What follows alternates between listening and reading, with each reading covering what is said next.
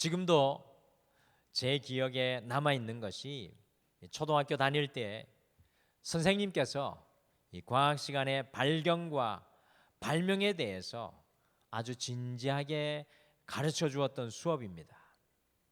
그런데 그것을 열심히 배웠는데 많은 사람들이 발견하다, 영어로는 디스커버와 이 발명하다, 영어로는 invent라는 단어를 혼동해서 사용하는 경우가 많이 있습니다.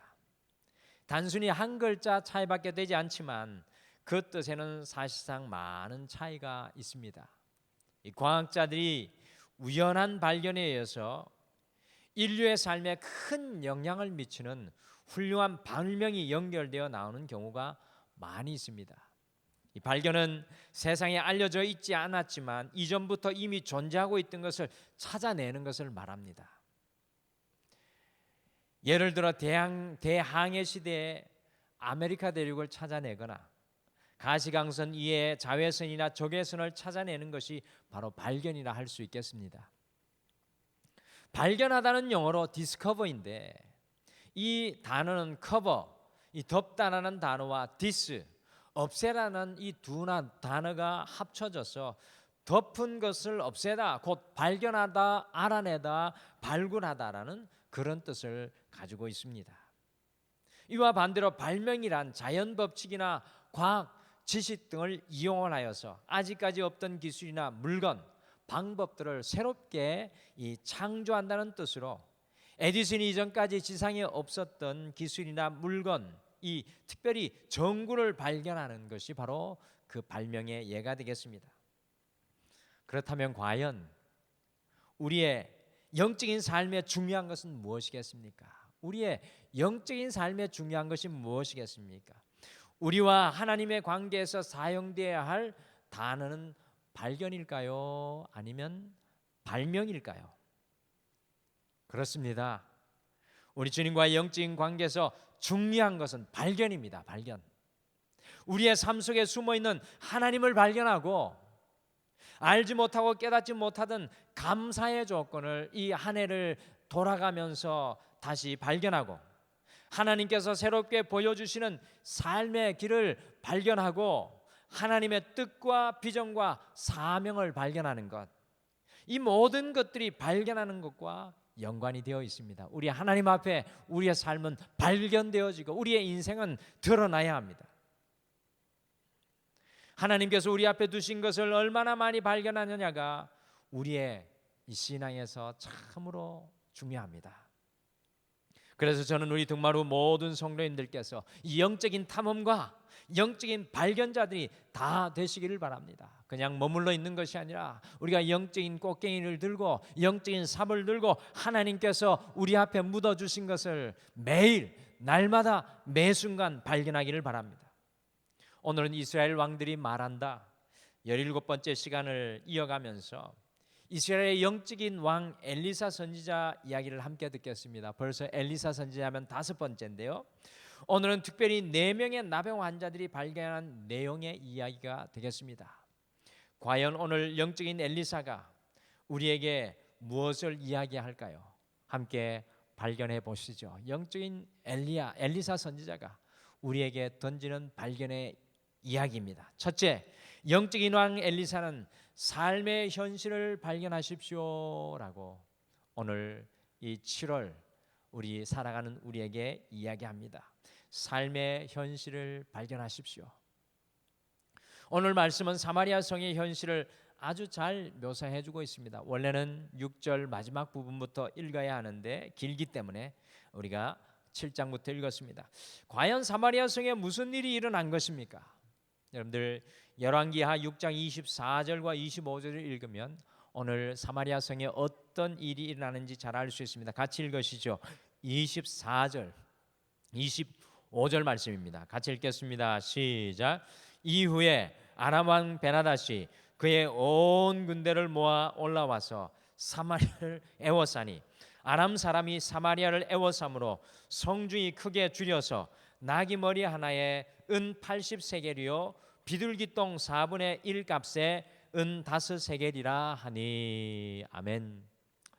이 두 가지 중요한 현상이 사마리아 성에서 오늘 일어나고 있습니다. 하나는 사마리아 성이 포위되어 공격을 당하고 있습니다.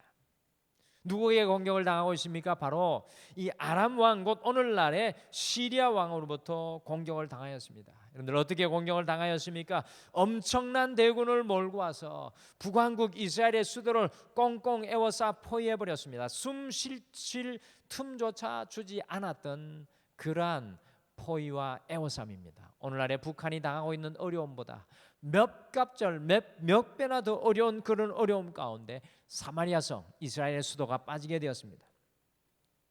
저는 오늘 이 아람 왕의 공격을 통해서 우리 인생을 향한 사단의 공격을 발견합니다. 사단은 이 세상을 꽁꽁 에워싸 공격을 합니다. 왜 그렇게 공격하는 것입니까? 이 세상을 지배하기 위해 공격합니다. 오늘 아람 왕이 이스라엘을 꽁꽁 에워싸 한 것은요, 이 이스라엘을 지배하기 위하였습니다. 아람의 유일한 관심은 이스라엘을 지배하는 것입니다. 이와 마찬가지로 사단이 우리를 꽁꽁 에워싸 하는 것은 우리를 지배하려는 것입니다. 그래서 우리에게 중요한 것은요, 누가 우리를 지배하려는지 발견하는 것입니다. 우리의 삶 가운데 지금 이 순간 누가 우리를 지배하고 있는지 발견해내야 합니다. 여러분들, 이 세상은 사단의 지배하에 놓여 있습니다. 세상의 권위 아래 놓여 있습니다. 그 포위망을 넘어설 수가 없습니다. 두 번째로 아람이 사마리아 성을 꽁꽁 에워싸니 어떤 현상이 일어납니까? 짧은 구절이지만 아주 적나라하게 표현되어 있습니다. 25절에 보시면 나귀 머리 하나에 은 80세겔이 되었습니다. 이 은 80세겔이 얼마 만의 값어치냐 하면은 건강한 노동자의 거의 1년치의 샐러리에 해당하는 값어치입니다. 평범한 나귀 머리 하나가 이렇게 비싸니 어디 가서 음식을 구할 수 있겠습니까? 나귀의 몸통도 아니고 나귀 머리, 우리 돼지 머리 눌러놓은 고기처럼 이 나귀 머리 하나에 80세겔, 건강한 노동자의 1년치 값어치라는 것입니다. 그리고 비둘기똥 4분의 1이 5세겔이라고 하였는데 1세겔이 일반 노동자 4일에 해당하는 품삯이니까 일반 노동자 20일에 해당하는 돈입니다. 여러분들, 이 비둘기똥이라는 것이 정확하게 말씀드리면 우리가 아는 비둘기 그 똥이 아니라 여물지 않은 콩과 같이 영양가가 거의 없는 음식물 찌꺼기를 말하는 것입니다.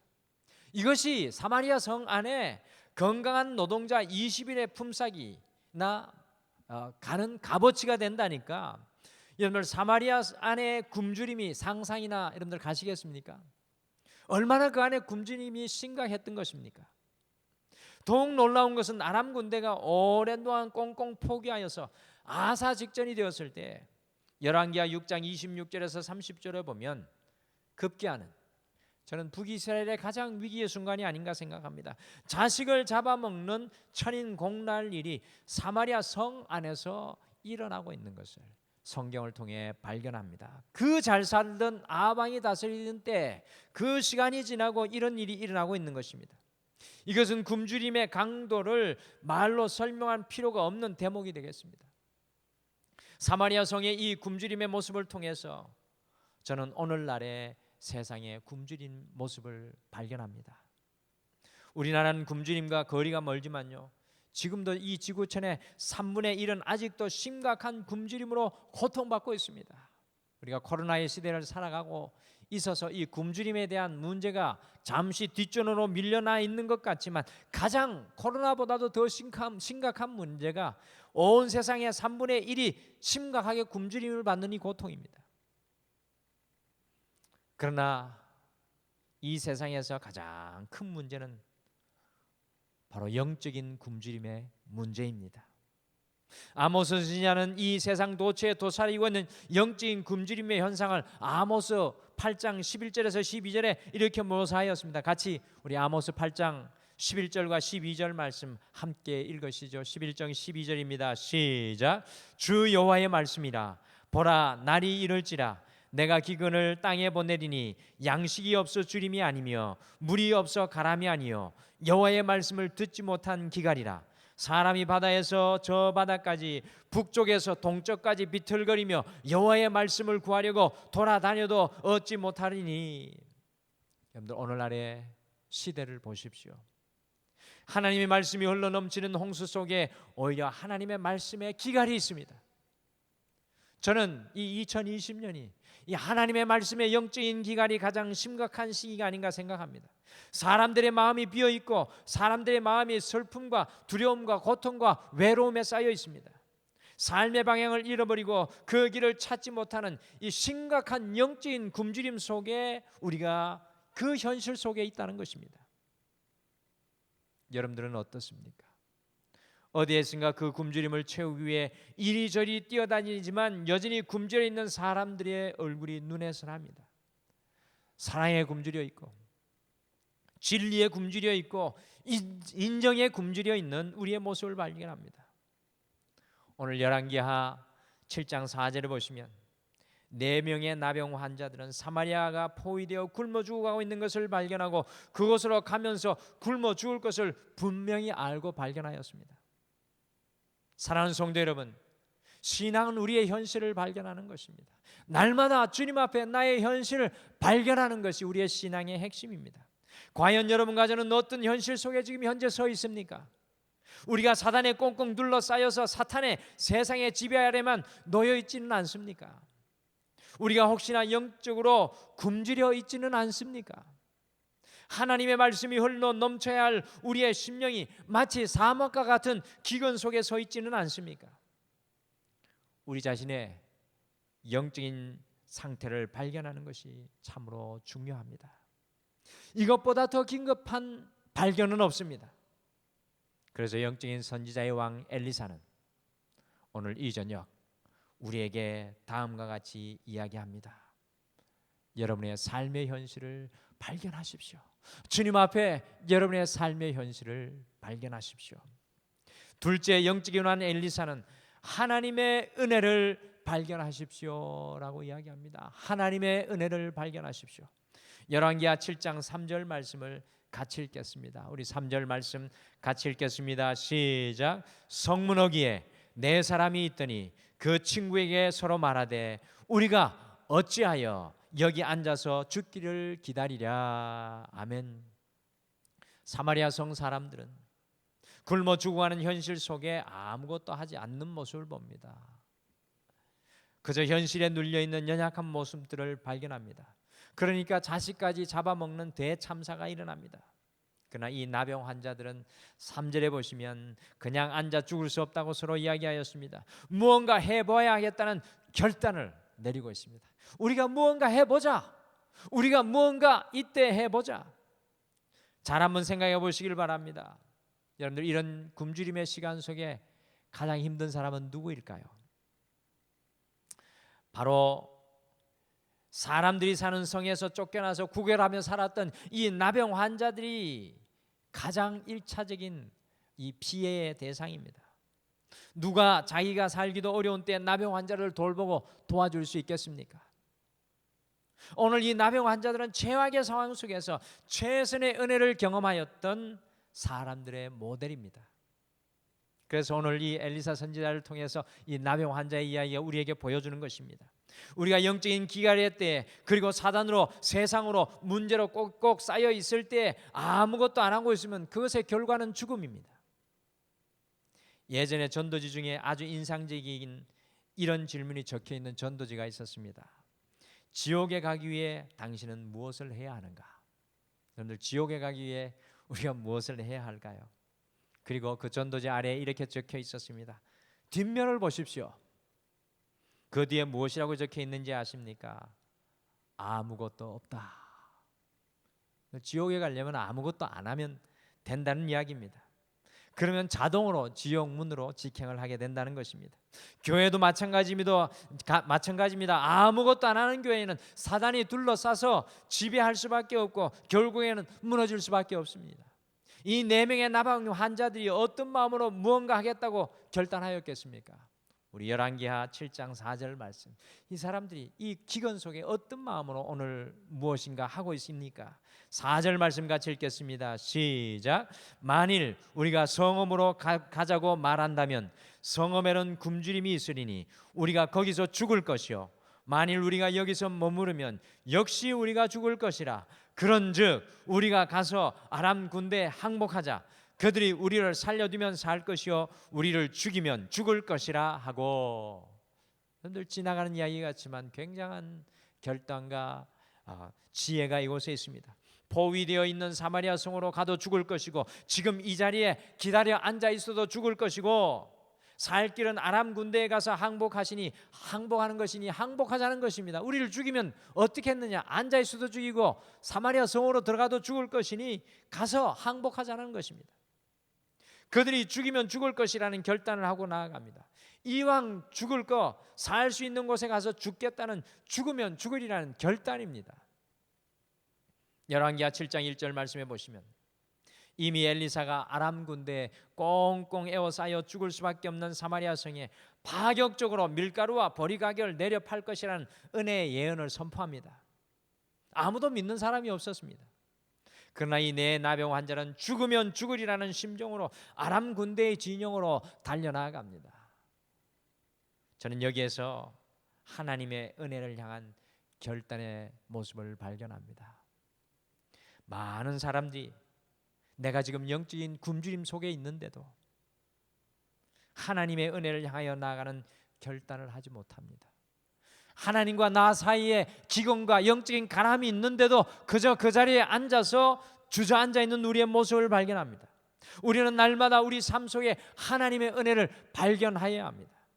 성도에게 이 하나님의 은혜가 발견되지 않으면 살아도 살아있는 것이 아니요 죽은 것과 같은 영적인 내사 상태라고 우리가 이야기할 수밖에 없습니다. 하나님의 은혜가 발견되지 않는 그 성도의 삶은 영적인 내사 상태입니다. 여러분들 성경 다음으로 많이 읽힌 책이 무엇인지 아십니까? 그것은 바로 철로 역정입니다. 존 버년이 하나님의 은혜를 찾아 떠나는 이 기독자의 순례 여행을 기록하여 놓은 책입니다. 이것은 존 버년이 그만큼 하나님의 은혜를 갈구하는 자기 자신의 영적인 갈망에서 고백된 책입니다. 하나님의 은혜를 발견해야 되겠다. 이 영국 땅, 이 죄악으로 성적으로 정치적으로 도덕적으로 이 타락한 이곳에서 하나님의 은혜를 발견하기 위한 결단의 책입니다. 오늘날 하나님의 은혜를 존 번영과 같이 간절히 갈구하는 구조자를 참으로 찾아보기 힘듭니다. 제 자신을 포함해서 하나님의 은혜를 찾으려는 그 가람이 부족합니다. 그리스도인의 삶은 하나님의 은혜를 찾아가는 구도자의 삶입니다. 날마다 하나님의 은혜를 찾는 삶입니다.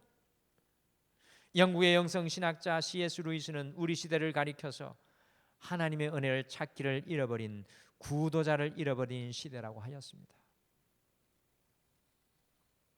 사랑하는 성도 여러분, 4명의 나병 환자에게 어떤 일이 벌어졌습니까? 이렇게 하나님의 은혜의 결단을 향해 나갈 때 어떤 일이 일어났습니까? 수천 수만의 엄청나게 많은 음식과 옷과 금과 은 각종 보석이 그들 앞에 놓여 있었습니다. 그들의 인생에 단 한 번도 보지 못했던, 단 한 번도 그걸로 얻지 못했던 놀라운 것이 그들 앞에 펼쳐져 있었습니다. 우리가 어떠한 상황 가운데 있을지라도 하나님의 은혜를 향하여 결단하고 나아가는 그 삶에는 우리가 상상할 수도 없는 놀라운 하나님의 은혜가 기다리고 있는 줄 믿습니다. 그래서 영적인 왕 엘리사 선지자는 다음과 같이 이야기합니다. 하나님의 은혜를 발견하십시오. 저는 이번 한 주 여러분들이 하나님의 은혜를 발견하는 구도자들이 되시기를 간절히 축복합니다. 마지막으로 영적인 왕 엘리사는 절망 중에 소망을 발견하십시오라고 이야기합니다. 절망 중에 소망을 발견하십시오. 같이 열왕기하 7장 1절과 2절 말씀 마지막으로 같이 읽겠습니다. 1절과 2절 말씀 같이 읽겠습니다. 시작. 엘리사가 이르되 여호와의 말씀을 들을지어다. 여호와께서 이르시되 내일 이맘때에 사마리아 성문에서 고운 밀가루 한 쌀을 한 세겔로 매매하고 보리 2수알을 한 세겔로 매매하리라 하셨느니라. 그때 왕이 그의 손에 의지하는 자 곧 한 장관이 하나님의 사람에게 대답하여 이르되 여호와께서 하늘에 창을 내신들 어찌 이런 일이 있으리요 하더라. 엘리사가 이르되 내가 내 눈으로 보리라. 그러나 그것을 먹지는 못하리라 하니라. 사마리아의 심각한 기근 중에 영적인 왕 엘리사 선지자는요, 하나님의 소망의 말씀을 선포합니다. 이 어두운 중에 엘리사 선지자는 소망의 말씀을 선포합니다. 밀가루와 보리가 정상의 가격으로 돌아가리라. 내일 밀가루와 보리가 정상으로 돌아가리라. 그러나 이스라엘 왕이 신뢰하고 의지하는 왕의 장관이 이야기합니다. 여호와께서 하늘에 창을 내신들 어찌 이런 일이 있으리요. 하나님께서 창을 내셔도 이런 일은 불가능하다는 것입니다. 엘리사는 소망을, 왕의 장관은 절망을 이야기합니다. 하나님의 말씀을 품고 살아가는 사람들은요, 어떠한 상황 가운데에서도, 절망 중에서도 소망을 정하는 축복의 메신저로 살아갑니다. 저는 오늘날 꼭 필요한 그리스도인들이 이런 사람인 줄 믿습니다. 절망 속에서도 소망을 보는 사람, 낙심 중에서도 하나님의 일하심을 보는 사람, 어두움 속에서도 하나님의 빛을 보는 사람. 하나님께서 이스라엘의 장관으로 세우신 이유는요, 소망을 선포하시게 하기 위함이었습니다. 오늘 이 장관은 자신의 삶의 이유를 알지 못합니다.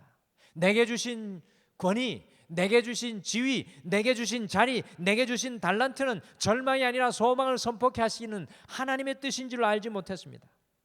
그러니 그의 결국은 사람에게 짓밟히는 비참한 인생으로 끝이 납니다. 9절에 나오는 4명의 문둥병자를 보시면 아람 군대들이 다 버리고 간 것에서 그들의 자신들의 배를 채우다가 그들의 자신 것만 꾸역꾸역 챙기다가 깨달았습니다. 이 아름다운 소망의 소식을 전하자. 그래서 달려가 절망 중에 있는 사마리아 성에 소망의 소식을 전하였습니다. 얼굴에 문둥병으로, 손에 문둥병으로, 몸에 문둥병이 있는 사람들, 알아주지 않던 그 사람들이 교만한 사마리아 성을 향하여 달려가서 소망의 소식을 전하는 놀라운 역사가 일어납니다. 우리 믿는 자들의 사명은, 우리 그리스도인들의 사명은 하나님의 말씀으로 절망 중에도 소망을 선포하며 살아가는 것입니다. 절망 중에서도 소망을 보는 사람들이 주님과 동행하는 그리스도인들입니다. 그래서 선지자의 왕 엘리사는 오늘 우리에게 마지막으로 이야기합니다. 절망 중에 소망을 발견하십시오. 사랑하는 성도 여러분, 절망 중에 소망을 발견하십시오. 영적인 왕 엘리사 선지자가 우리에게 오늘 이 저녁에 3가지를 이야기합니다. 첫째, 삶의 현주소를 주님 앞에서 발견하십시오. 둘째, 하나님의 은혜를 발견하십시오. 셋째, 절망 중에 소망을 발견하십시오.